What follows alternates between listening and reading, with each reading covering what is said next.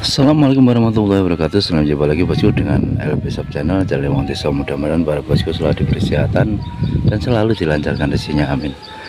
Kali ini kita akan bukan menjawab request bosku, tapi ini kita akan menanggapi atau menjelaskan tentang salah satu komen dari salah satu bosku yang mungkin salah paham. Jadi komennya itu kok dibilang kontennya itu malah menyesatkan. Ini ceritanya kan komennya seperti ini bosku.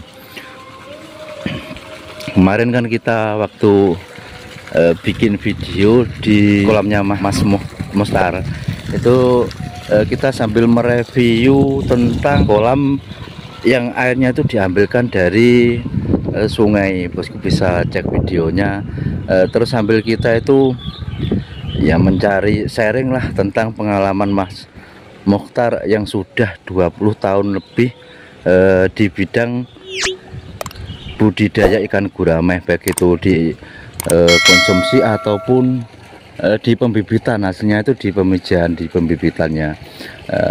Kebetulan Mas Mokhtar itu kan bercerita tentang pengalamannya yang kalau bulan-bulan begini itu mulai bulan 6, 7, 8, 9 bahkan sampai bulan 10 itu biasanya beliau itu memang tidak menelurkan ikannya bosku. Jadi tidak membuat ikannya itu bertelur. Soalnya di musim-musim itu memang sulit kalau itu di daerah saya bosku, khususnya di daerah Nganjuk, Jawa Timur, khususnya di Nganjuk. Soalnya kalau mungkin di daerah lain itu nggak sulit ya, kita kan nggak tahu. Yang jelas kalau di daerah saya di Nganjuk itu untuk pembibitan itu kalau bulan-bulan begini itu sulit. Makanya Mas Mokhtar itu bilang biasanya itu mulai menelurkan ikannya itu bulan 9, 10. Itu memang antisipasinya seperti itu. Jadi pemahaman bosku tuh mungkin melihat videonya kan sepenggal-sepenggal, jadi belum paham, malah bilang kok sulit, itu malah bikin susah, menyesatkan. Itu kan sebenarnya tidak begitu. Kalau masalah susahnya itu maksudnya Mas Mokhtar dalam pemasaran bosku. Jadi memang bulan-bulan begini, bulan 7, 8, 9 tuh untuk bibit gurame itu memang sulit untuk mengeluarkan atau menjualnya. Soalnya apa? Petani sendiri itu sudah juga mengantisipasi. Yang sudah sering budidaya ikan gurame itu pasti tahu kalau bulan-bulan 8, bulan 9 ini sulit, makanya biasanya itu taburnya diundur. Seperti ini di masjid ini bekas ikan yang sakit kemarin itu sudah bersih, tapi belum juga diisi. Katanya itu nunggu kalau musimnya sudah enak, paling tidak bulan 9 atau bulan 10 lah paling tidak itu. Sama yang ini juga kosong ya. Jadi memang tidak diisinya itu memang menunggu saat yang tepat bosku. Soalnya memang kalau kita ingin berhati-hati seperti itu, kecuali kalau kita berani mengambil resiko spekulasi ya tidak masalah. Ini juga sudah habis panen, waktunya bersin, tapi ya juga belum diisi. Memang tujuannya itu memang diundur bosku. Jadi biar melewati bulan-bulan yang sulit ini. Makanya Mas Mokhtar kemarin bilang susahnya itu susah di penjualan. Makanya ndak bikin itu, soalnya memang dari petaninya sendiri banyak yang mengantisipasi seperti ini. Jadi penjualan untuk bibitnya itu menurun kalau bulan-bulan 7, bulan 8, bulan 9 rata-rata mulai menyebar lagi. Nanti itu sekitar bulan 10 lah mulai ada hujan 1, 2 itu mulai banyak yang menebar. Itu susahnya dalam penjualan juga. Memang dalam perekonomian kita hari ini itu kita tidak memungkiri lah. Yang jelas kita mau pemilu ini semua pekerjaan sulit. Juga jangankan di ikan gurame itu biasanya kalau musim kemarau ini harganya itu sudah lumayan. Ini harganya itu ya cenderung standar lah, tidak terlalu murah sekali ya, standar harusnya. Tapi kan kalau bulan-bulan yang dulu itu sudah naik drastis. Nah, ini kita tunggu saja, mudah-mudahan ini nanti ada perkembangan ekonomi, perekonomian bisa pulih kembali, bisa membaik. Bukan di ikan gurame saja, semuanya di ayam petelur juga begitu sulit. Terus di ikan lele terkadang juga pemasarannya naik sebentar turun lagi.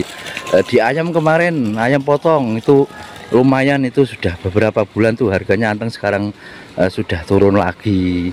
Nah, memang seperti itu, apa itu perekonomian kita itu tidak memungkiri, bukan hanya di Indonesia, ini perekonomian global.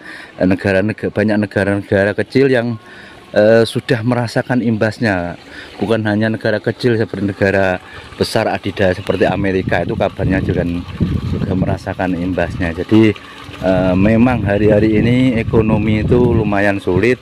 Jadi berbahagialah, bersyukurlah bagi kita yang masih jalan walaupun tersendat, yang harusnya ikan itu harganya mahal, harganya ini masih murah tapi kan masih untung. Jadi berbahagialah, kita tetap bersyukur. Jadi mudah-mudahan bosku yang kemarin menanggapi itu kontennya menyesatkan, malah bikin sesat, itu mungkin bisa menganalisa lagi videonya. Jadi bisa disimak dengan seksama video dari Mas Muchtar itu bagaimana dia tuh menceritakan pengalamannya sendiri selama 20 tahun lebih budidayakan gurame. Memang seperti itu. Jadi bukan menyesatkan yang lainnya, bosku. Jadi itu berangkat dari pengalaman Mas Muchtar, diketok tularkan atau di-sharing ke teman-teman yang tujuannya apa toh ya. Jadi kita itu biar lebih berhati-hati gitu loh, bosku. Jangan melihat manisnya saja. Sudah sering saya bilang, saya kalau bikin konten itu memang apa adanya, tidak saya tutup-tutupi, tidak saya besar-besarkan. Yang harusnya tidak saya omongkan diomongkan, biar nanti termotivasi lah. Nanti kalau termotivasinya itu karena barang yang tidak bener kan, kita juga dapat dosa, kita juga beban mental. Makanya saya setiap narasumber yang saya wawancara itu memang real apa adanya, dan kondisi di lapangan pun sebenarnya seperti ini. Jadi itu memang real nyata, bukan direkayasa nanti, tetapi malah terkadang ada juga pemahaman beberapa orang itu malah menyesatkan katanya ya. Terus disuruh yang bagaimana, apa disuruh kita hari ini jual ikan enak, jual bibit enak, ndak ada masalah, ndak ada penyakit, harganya mahal ya. Kita berarti kan itu di luar kenyataan. Jadi kita real, kita omongkan apa adanya, yang tujuannya seperti saya bilang tadi.